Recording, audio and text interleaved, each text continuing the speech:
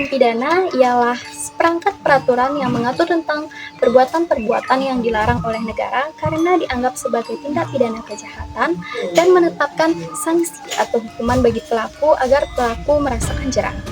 Nah, bagaimana dengan hukum pidana Hindu? Pada kesempatan kali ini saya akan membahas tentang ruang lingkup hukum pidana Hindu. Hukum pidana Hindu merupakan bagian dari ajaran Dharma yang mengatur tentang perbuatan dosa atau kejahatan serta hukuman yang diberikan untuk memulihkan keseimbangan dunia dan moral manusia. Nah, adapun subjek hukum dari hukum pidana Hindu ialah setiap individu yang melanggar Dharma. Sedangkan objek dari hukum pidana Hindu ialah segala tindakan yang bertentangan dengan ajaran kebenaran seperti pencurian, pembunuhan, penipuan, dan pelanggaran kesucian.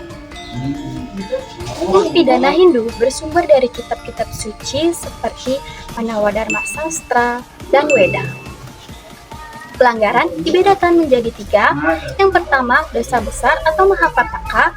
Yang kedua, dosa sedang atau upapataka. Dan yang ketiga, dosa kecil atau anupataka.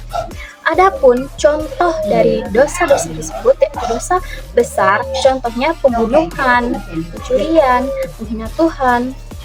Yang kedua, contoh dari dosa sedang yaitu berbohong, menghina, dan melakukan kekerasan ringan.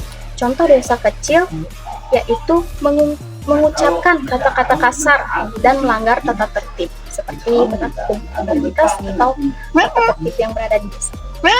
Hukuman atau danda dalam hukum pidana Hindu tidak hanya bersifat fisik tetapi juga spiritual.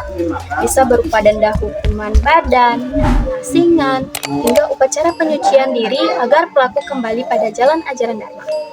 Adapun tujuan utama dari hukum pidana Hindu bukan sebatas hanya untuk membalaskan dendam, melainkan menegakkan keadilan, memulihkan keseimbangan alam semesta, dan menuntun manusia untuk menuju ke kehidupan yang lebih suci sesuai dengan ajaran Dharma.